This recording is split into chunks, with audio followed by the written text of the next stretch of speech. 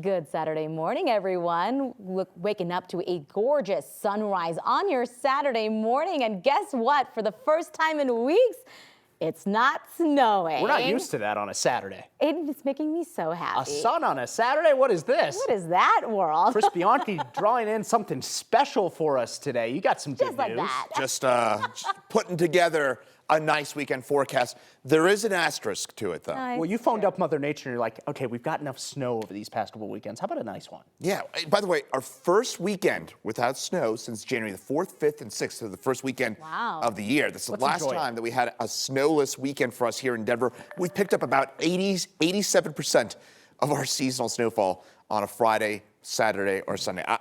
Look, I just forecast. I have nothing to do with what actually happens, but we don't have any snow in the forecast. What we do have, unfortunately for us, is some high fire danger, but it's also warm as well. So one of those be smart weekends, right? Just avoid anything with a spark outdoors. Again, this is obviously one of those, again, just generally just be smart weekends and everything hopefully will be okay. Big changes for Monday and Tuesday, but there is that elevated fire danger, and it probably picks up for tomorrow, unfortunately, because those winds will pick up for tomorrow as well. Fire weather warning for today across northeast Colorado. That includes Weld County as well as the foothills west of Denver. It does not include the city of Denver, but still worth noting. Again, just one of those be smart weekends. Winds will gust up to about 30 miles an hour for us in Denver today. Stronger than that, the foothills, and those winds pick up for tomorrow. For today, temperatures topping out in the low 60s. And by the way, I kind of want to leave you with this. Maybe this is maybe a bit of a misperception. 60-degree days in Denver are probably more common than you think. We average 13 days at 60 or above in Denver in the months of December, January, and February. We've already gotten up to 14, and we're going to tack on a couple more. But again, about 15% of our days in the winter are 60 or above in Denver. I don't know if you knew that or not, but just thought I'd point that out. The former funeral home director accused of hiding a woman's body in a hearse in his backyard is no longer in police custody after he was arrested. Miles Harford was arrested Thursday night. Then he made bond, so he is no longer in jail. Harford is facing charges of abuse of a corpse, theft, and forgery. It was during an eviction last week that police found more than 30 urns of cremated remains and the body of a woman who died in 2022 in a hearse in the backyard. We've heard from a number of Harford's former clients who had problems with him. One woman says that she used Apollo funeral and cremation services when her mother passed away, but then weeks went by and she never received the ashes. She eventually found her mom at a nearby crematorium. Oh yeah, we've had your mom for 6 weeks. We just don't have your contact information. But the fact that he was still in business after our ordeal, it's just amazing. She did contact police and the state's regulatory agency and says that nothing was done. Yesterday, Harford faced a judge for the first time. He was released from jail on a personal recognizance bond. The medical examiner has identified about half of the remains found in the home and is working to contact families. This morning, we're learning more about the 3 University of Wyoming students killed in a car crash in northern Colorado. Charlie Clark, Carson Muir, and Luke Slabber were all on the swim team there up in Laramie. Right now, Colorado State Patrol is early in their investigation into the crash. Happened on Thursday afternoon on Highway 287 in Larimer County. Troopers say a car slowed down in front of the vehicle carrying the swimmers. The driver swerved off the shoulder and the car rolled several times. You can see just how damaged it was. 5 people were in the car. CSP says 2 of them are out of the hospital now. This is what we've learned about the 3 who died, though. Charlie Clark was a sophomore from Las Vegas studying psychology. Carson Muir was a freshman from Alabama studying animal and veterinary sciences. And Luke Slabber was a junior from South Africa studying construction management. Students up in Laramie are still in shock. It's just a really terrible thing to see. It was very unfortunate. They were good people, and even though I didn't know them, everyone knew that they were good people and they were a big part of the University of Wyoming. Now, this crash is a horrible reminder of another deadly crash that happened on the same highway more than 20 years ago. A memorial still stands on campus to remember the 8 cross-country team members who died in 2001. CDOT knows that this stretch of 287 is dangerous and is now reworking a study to include this latest crash. CDOT numbers from late last year has tallied 570 crashes on Highway 287 from Ted's Place to the Wyoming border in the past 5 years. 15 people died, 116 people were hurt. CDOT is now studying driver behavior, speeding, and wildlife. They may be considering adding passing lanes or wildlife fencing. Safety improvements, they say, could cost near $10 million. So there's a wide range of things, looking at all of those different areas and trying to figure out what can we do that will give us the best bang for the buck and keep as many people safe as possible.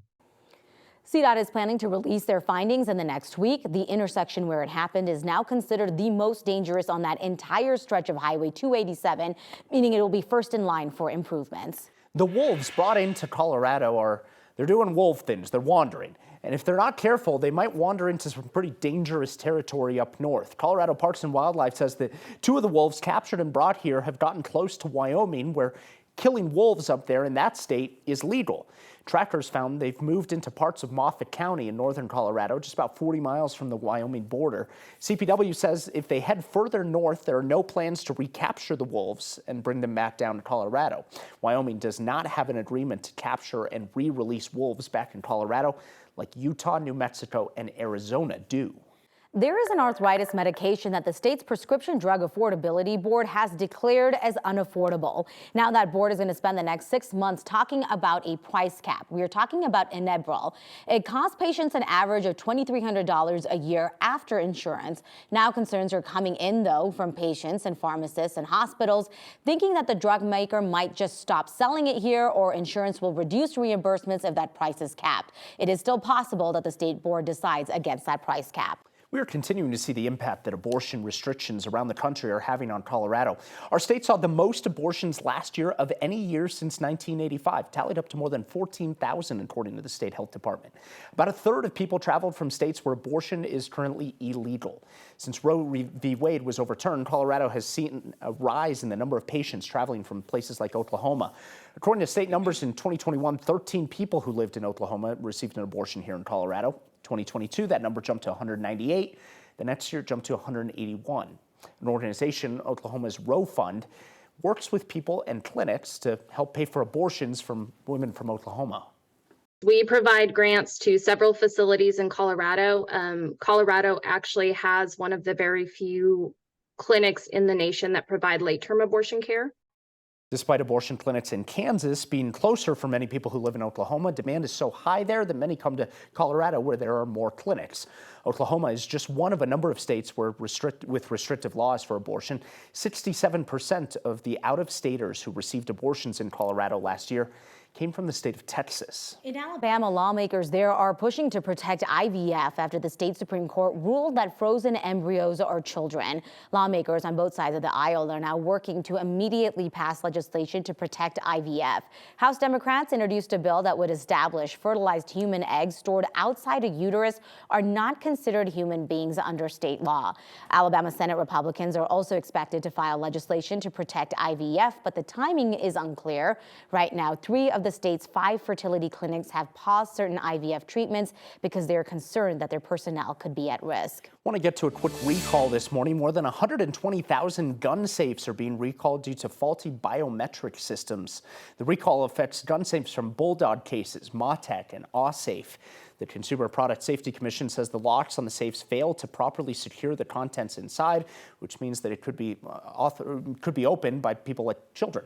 The safes were sold nationwide, in-store and online on Amazon. If you own one, you're asked to contact the company for a replacement. More than 260,000 Volkswagen compact cars are being recalled because of a fire risk. A pump inside the car can leak fuel. Officials are saying that the defect has not caused a fire yet. We are talking about the Volkswagen Golf, Jetta, and the Audi A3s from 2015 through 2020. They're all being recalled. Volkswagen will start contacting customers in April, and then they can get a fix for free.